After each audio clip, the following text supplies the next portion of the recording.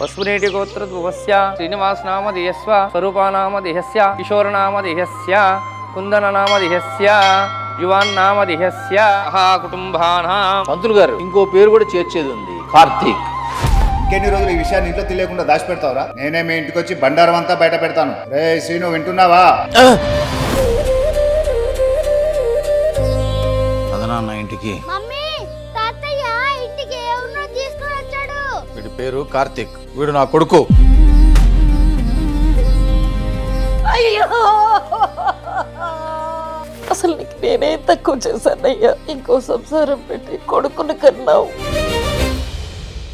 రోజు ఇంటికి టైంకి రావట్లేదు. హాలిడే ఉన్న రోజు కూడా ఆఫీస్ అని చెప్పి వెళ్తున్నావు. ఇంట్లో తినట్లేదు. అసలు నువ్వేం చేస్తున్నావో నాకు అర్థం కావట్లేదు కిట్టు. నీ బాధ ఏంటో చెప్పనా? నిన్ను జాబ్ చేయనిట్లేదనే కుళ్ళుతో నన్ను పాయింట్అవుట్ చేస్తున్నావు.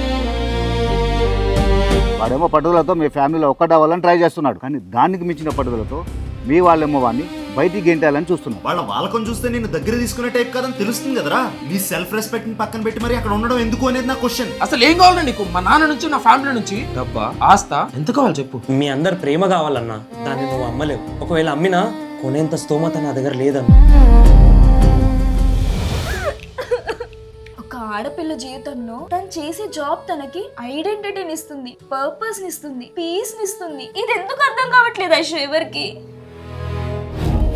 అక్కో అని చూస్తుంటే పెద్ద జాదుగాడు లెక్కున్నాడు.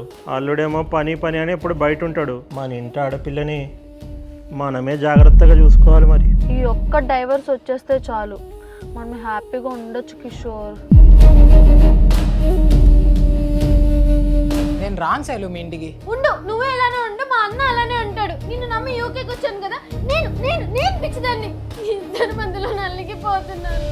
అది నువ్వు వేసుకుంటే మేమేం తినాలే? పక్కనే పచ్చడి డబ్బా ఉందిగా, పచ్చడి వేసుకొని తిను. కానీ నిజంగా మా అమ్మ బతుకుండి ఉంటే మాత్రం నన్ను చాలా బాగా చూసుకునేది వదిన. నీకు ఒక కుటుంబం ఉందిరా. నేను పోయాక వాళ్ళ ప్రేమ నీకు దక్కాలి, అది నువ్వే దక్కించుకోవాలి. అసలు ఏమైంది బావా? అసలు నేను ఏం చెప్తున్నానో నీకు అర్థమవుతుందా? అసలు అర్థమయ్యి అర్థం కాకుండా ఉన్న నన్ను, అర్థమైన నువ్వు, అర్థం కాని నాకు, అర్థమైందా అని అడిగితే అర్థం కాని నేను, అర్థమైన నీకు అర్థమయ్యేలా ఎలా చెప్పాలి? కైసా బోలో?